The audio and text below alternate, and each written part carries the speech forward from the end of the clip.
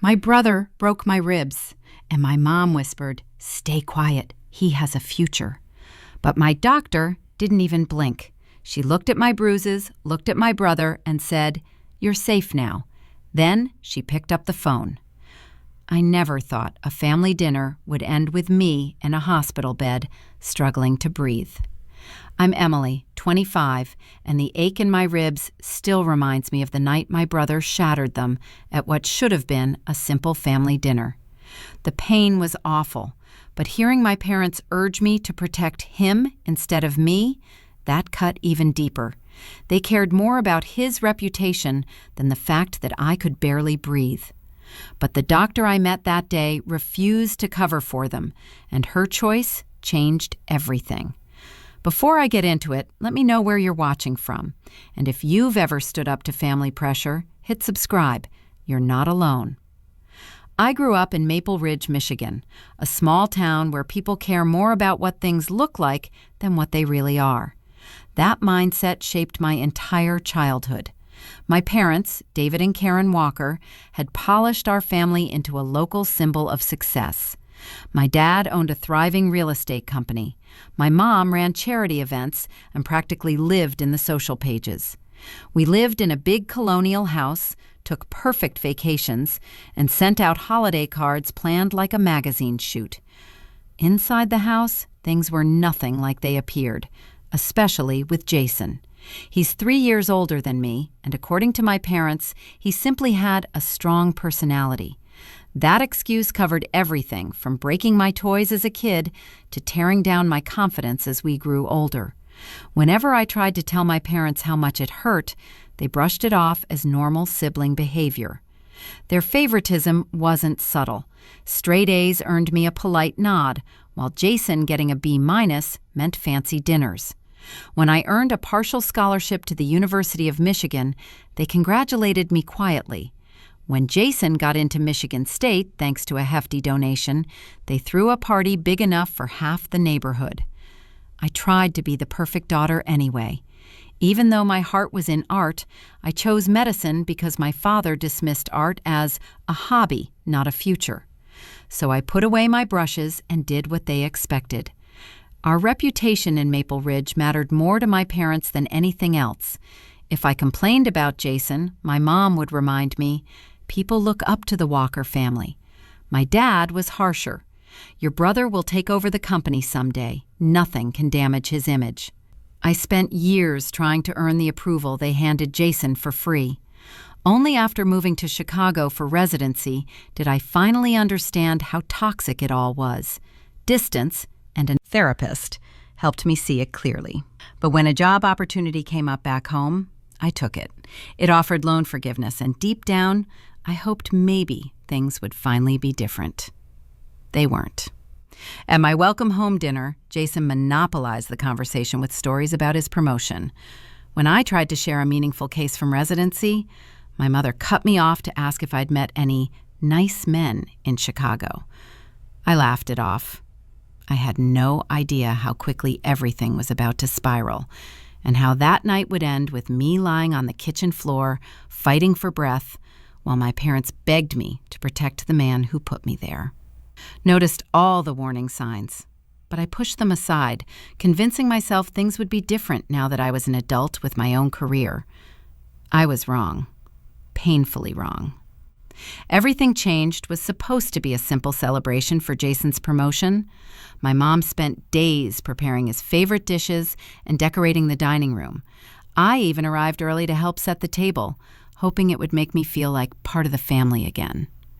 I'd bought Jason a bottle of his favorite whiskey, even though money was tight after moving into my new apartment. I wanted the evening to go smoothly. I wanted to believe we could finally act like a normal family. At first, the night felt calm. My dad opened a pricey bottle of wine, my mom served her famous beef Wellington, and Jason soaked up the attention with his usual confidence, already on his second whiskey before dinner even started. My dad toasted him, bragging about how he'd follow in his footsteps. I added my congratulations, trying to keep things light. But by Jason's third whiskey, the mood shifted. He started talking about his girlfriend, Melissa, and casually announced they were thinking of moving in together. My mom smiled, but I noticed the tension in her face. I mentioned that I'd run into Melissa at the grocery store, and Jason's expression darkened instantly. "When did you talk to her? What else did she say?" he demanded, his voice sharp. "Nylon," I said, confused. "Just small talk." He snapped anyway, accusing Melissa of talking too much about our family. The table went silent. When I tried to calm him, he lashed out at me, calling me perfect, the good daughter, as if my existence offended him. When I laughed in disbelief, something in him ignited. He stood so fast, his chair scraped across the floor and stormed out. My mom suggested dessert, but I offered to clear the plates just to check on him. I found him in the kitchen, pouring yet another drink. "Jason, I didn't mean to upset you," said quietly. "You always do," he muttered, pretending to be innocent while causing trouble. He stepped toward me, accusing me of being jealous, of wanting attention, of trying to dig into his relationship. His words made no sense, twisting the truth so wildly that I almost laughed again. But that tiny laugh was enough. His face twisted with fury. "Don't you dare laugh at me." Before I could move, he shoved me, hard. I hit the edge of the granite counter, and something cracked deep inside my ribs. The pain was instant and blinding. I collapsed to the floor, gasping for air. My parents rushed in. My mom screamed. My dad froze. "Incarcerated," she cried. "She fell," Jason blurted instantly. "She tripped." I couldn't even speak at first. Every breath sent stabbing pain through my chest. When I finally managed to whisper, it came out broken. "He pushed me." My mother's expression flickered, concern mixed with calculation. "I'm sure it was an accident," she said softly. "Jason wouldn't hurt you on purpose." But he had, and not for the first time. "I need to go to the hospital," I gasped. "Let's not overreact," my dad said. "Rest, take something for the pain. If it's still bad tomorrow, we'll see." I stared at him in disbelief. "I'm a doctor. I know when ribs are broken." I refused their help, grabbed my keys, and made it to my car. Every breath was agony. Every bump on the drive home felt like another crack in my chest. I should have gone straight to the ER, but shock kept me frozen. That night, I slept upright in a recliner, barely drifting in and out of shallow, painful sleep. By morning, a deep purple bruise had spread across my side, and I knew I couldn't ignore it anymore. Then my phone rang. My mom. "Emily, how are you feeling?" she asked casually, as if asking about a headache. "Terrible," I said. "I can barely move. I think my ribs are broken." "Oh, sweetheart, they always feel worse the next day," she said lightly. "Take some Advil." "Mom, Jason hurt me." Silence. Then her soft, scolding tone. "It was an unfortunate incident, but let's not make this bigger than it is. He feels awful." "Did he say that?" I asked. "He will. But your father and I think we should move past this. Keeping it in the family is best." I winced as another stab of pain shot through my ribs. "I can't breathe without hurting. This isn't something I can move past." "It's probably just bruised," she insisted. And with that, I realized just how far my parents would go to protect my brother, no matter what it cost me. "If Jason had really hurt you that badly, you would have gone to the hospital last night." My mom said it so casually that for a moment I just stared at the phone. The gaslighting was so obvious it almost would have been funny if it didn't hurt so much. "I am going today," I told her firmly. "Emily?" Her voice shifted into that warning tone I grew up fearing. "We should keep this within the family. There's no need to involve outsiders in what was clearly a momentary lapse of temper." "Outsiders? Mom, I'm talking about seeing a doctor." "You know what I mean," she said impatiently. "People will ask questions. Forms get filled out. Records get created." I couldn't hide the disbelief in my voice. Are you seriously asking me not to get medical help because it might make Jason look bad? I'm asking you to think about the consequences, she snapped. Your father's business relies on our reputation. Jason will take over one day. A misunderstanding like this could follow him. A misunderstanding? I echoed. He shoved me into a counter and broke my ribs. That's not a misunderstanding. Don't use that word, she hissed. Your brother didn't assault you. He just had too much to drink and accidents happen. Before I could answer, I heard my dad asking for the phone. After a muffled pause, his polished business voice came through. Emily, how are you feeling? Like Jason broke my ribs, I said flatly. He sighed. Your mother said you're planning to see a doctor. I think that's premature. Give it a day. Dad, I am a doctor. I know what broken ribs feel like. Then you know there isn't much they can do. Rest, pain medication, you can handle that at home. That's not the point. I need x-rays to check the displacement. It could puncture a lung. A beat of silence. Then he asked the question he was really worried about. And what exactly will you tell them about how this happened? The truth. Another long pause. Emily, think very carefully. Jason has worked extremely hard. His future, his reputation, those things shouldn't be destroyed over one moment of poor judgment. So his future matters more than my broken ribs? Don't twist my words, he snapped. Of course I care about your health, but there are bigger considerations. We argued for 10 more minutes, him minimizing, pressuring, circling back to the family image. When we finally hung up, the message was painfully clear. My well-being didn't matter. Protecting Jason did. Less than an hour later, my mom texted, "Sending a little something to help you feel better. Love you." By noon, a delivery person showed up with a huge gift basket. Pain relievers, bath products, chocolates. The card read, "Rest and recover. Family always comes first." It felt like a bribe. A pretty, perfumed reminder to stay silent. I pushed it aside. The rest of the day, the calls kept coming. My mom checked in hourly, each time circling back to keeping things quiet. My dad called twice, more forceful each time, telling me to think rationally about the consequences. Around 4, Jason finally called. I almost didn't pick up, but curiosity won. "Hey," he muttered. "Mom said I should call." No apology, just obligation. "And I guess things got out of hand last night," he added. "You broke my ribs, Jason." "Come on, I barely pushed you," he shot back. "You probably bruised them when you fell." "I didn't fall. You shoved me." "You whatever. I'm trying to smooth things over. Mom and Dad are panicking that you'll turn this into a big deal." "It is a big deal," I said.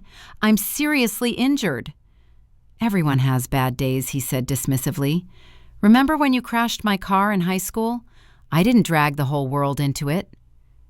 I was too stunned to answer. A teenage fender bender compared to being thrown into a counter? "I have to go," I said finally. "I have a doctor's appointment." "Emily, don't be foolish," he snapped, his calm mask slipping. "You'll regret this if you blow everything up." Was that a threat? I didn't say another word. I hung up, my hands shaking. I called my friend Melissa, one of the few people from school I still trusted. When I told her what happened, her reaction was everything my family's wasn't. "Oh my gosh, Em, that's awful. I'm coming to take you to the hospital." "I have an appointment with a primary care doctor, Dr. Hayes," I said. "I'm coming anyway," she insisted. "And afterward, you're staying with me. You shouldn't be alone." By the time she drove me to the office, the pain was unbearable. Every breath felt like someone was twisting a knife between my ribs. My phone buzzed nonstop, parents demanding silence, demanding loyalty. But with every mile, something inside me hardened. For the first time, I wasn't choosing them over myself. At the clinic, the receptionist looked alarmed as Melissa helped me inside. Once I filled out the forms, leaving the "How were you injured" section blank, I was taken back quickly. Dr. Laura Hayes was in her early 50s, calm-eyed and straightforward. She reminded me of my favorite professor. "Emily," she said gently after reviewing my symptoms, "can you tell me what happened?" My heart raced. Years of conditioning told me to lie. My medical training told me not to. "I had an accident," I said weakly. "What kind?" "I was pushed into a counter." "Who pushed you?" I stared at my hands. "My brother." Dr. Hayes didn't react with shock, just a quiet, steady professionalism. "Let's examine you, and then we'll talk." Her exam was careful but thorough. Her concern became clear. "I want x-rays," she said. "I suspect 2, possibly 3 fractures." The x-rays confirmed it. 3 broken ribs, 1 dangerously displaced. When she returned, her voice was firm but kind. "These are serious injuries, Emily. I need to ask, was this accidental or deliberate?" "It was deliberate," I whispered. "He was angry. He'd been drinking." "And how has your family responded?" Something inside me cracked open. I told her everything: the attack, the pressure to stay quiet, the gift basket, the guilt. When I finished, she took a breath. "Emily, what you've described is domestic violence, and as a medical professional, I am legally required to report this." My chest tightened.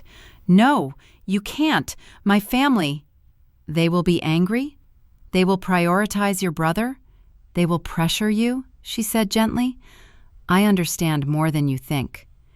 She told me about her own past, her father breaking her arm, her mother begging her to lie, the violence that escalated because she stayed silent. Her honesty hit me hard. Then she asked the question that changed everything.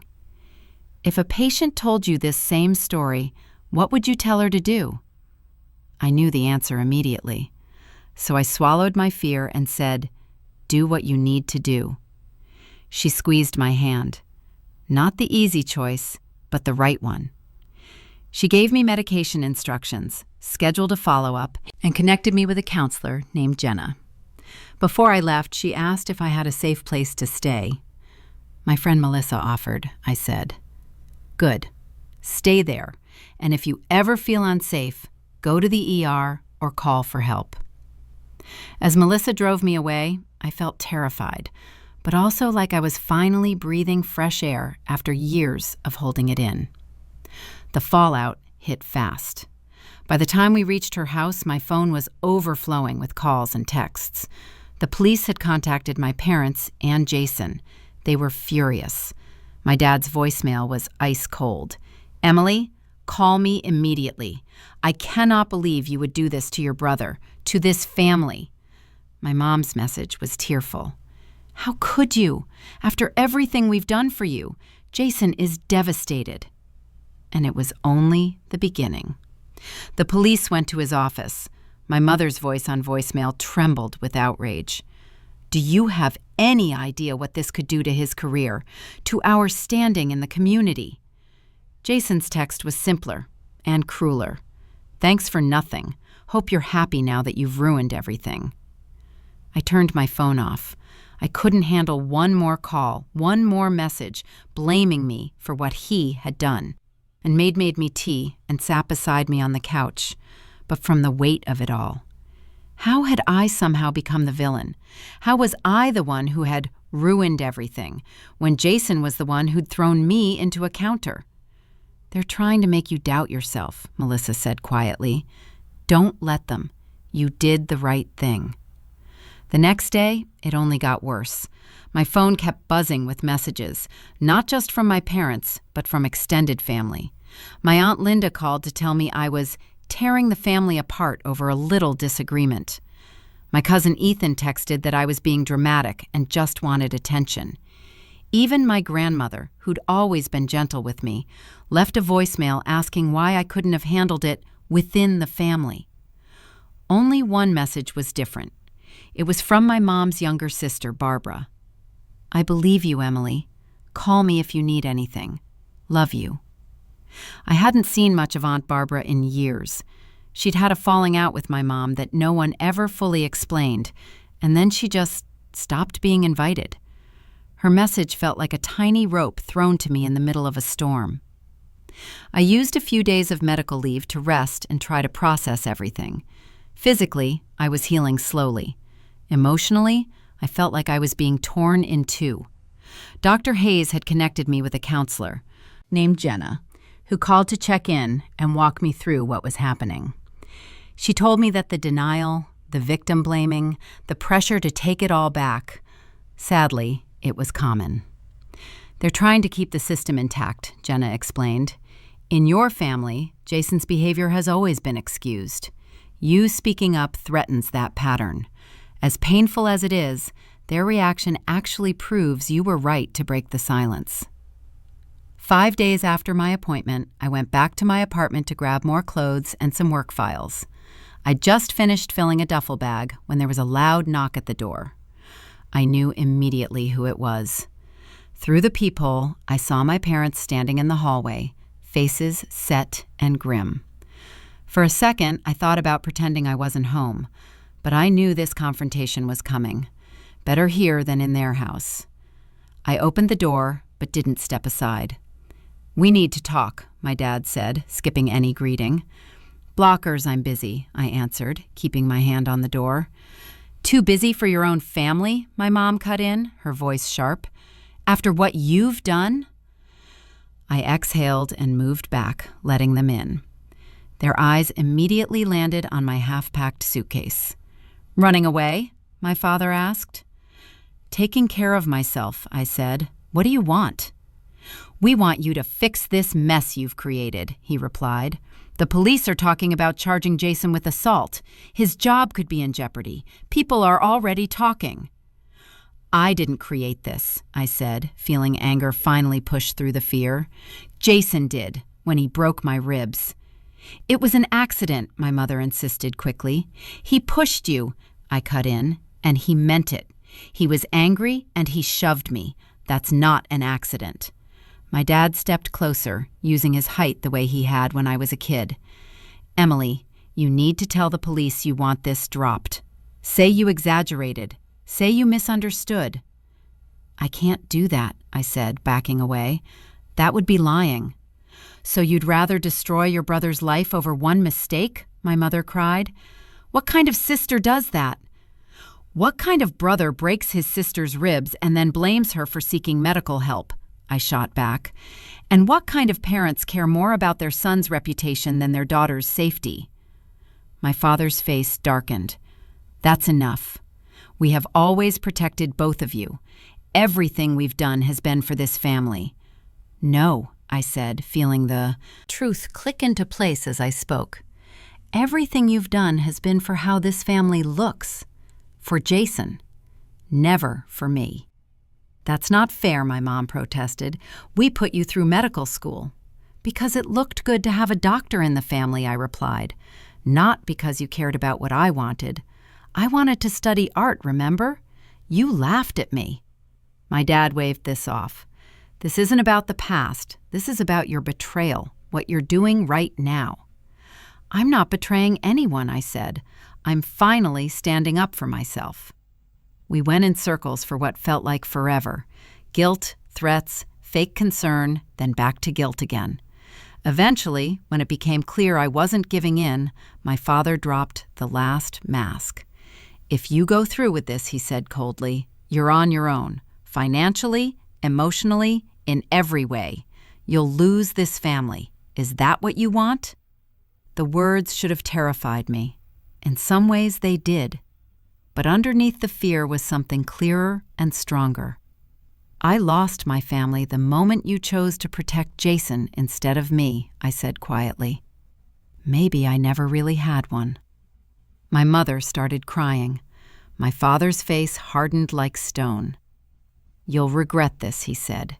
"When you've burned every bridge, you'll realize what you've thrown away." After they left, I sank onto the couch, shaking as the adrenaline faded. I'd held my ground, but the price of it was starting to show. My phone buzzed again, a text from Jason. "Bracelets. Hope you're happy now that Mom's hysterical. Dad says you're dead to him. Great job, sis." It didn't stop there. Over the next few days, Jason ramped things up. He posted vague, pointed messages on social media about family traitors and attention seekers. He called mutual friends, telling them I'd made everything up because I was jealous of him. He even started spreading rumors at the hospital where I worked, hinting that I'd fabricated the abuse because I couldn't handle stress. Some friends pulled back, not wanting to pick sides. Colleagues began looking at me differently as I walked down the hall. Even Melissa, who never abandoned me, looked exhausted one night. "I had no idea your family would go this far," she admitted. "I knew they were intense, but this is a lot." "If it's too much, I can find somewhere else to stay," I told her quietly. "Don't be ridiculous," she said firmly. "I'm not leaving you alone in this. It's just a lot, but we'll get through it." Her loyalty meant more than I could say, especially as my world kept shrinking. Work became a minefield. I tried to keep my professional face on while rumors swirled around me. Every step forward felt heavier. Then came the final blow, a letter from my father's attorney. If I didn't change my statement and correct the medical report within 48 hours, my parents would cut off all financial help, including support with my student loans, remove me from the family trust, by disown me as their daughter. The letter finished with a cold reminder that they'd always been generous and would happily welcome me back if I came to my senses and fixed the damage. Reading those words, something inside me shifted. The fog of guilt and self-doubt I'd been wrapped in began to lift. This wasn't love. It had never been love. Real family doesn't threaten and manipulate you into silence. Real family doesn't ask you to accept violence to keep everyone else comfortable. That night, I sat at Melissa's kitchen table, the letter open in front of me, and made a decision. I wasn't going to recant. I wasn't going to lie. For the first time in my life, I was going to stand in my truth, no matter what it cost. The next morning, I called Jenna. "I need help," I told her. "My family is getting more aggressive, and I don't know what to do next." "You're doing exactly what you should be doing," she said. "Let's talk about how to protect yourself and how to build a support system that doesn't rely on them." That conversation became the first real step toward independence, not just financially, but emotionally and mentally. It was terrifying, facing a future without the people who'd raised me.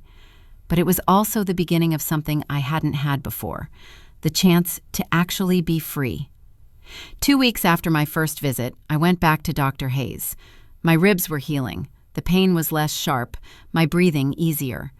Emotionally, though, I still felt fragile. "How are you holding up?" she asked after examining me.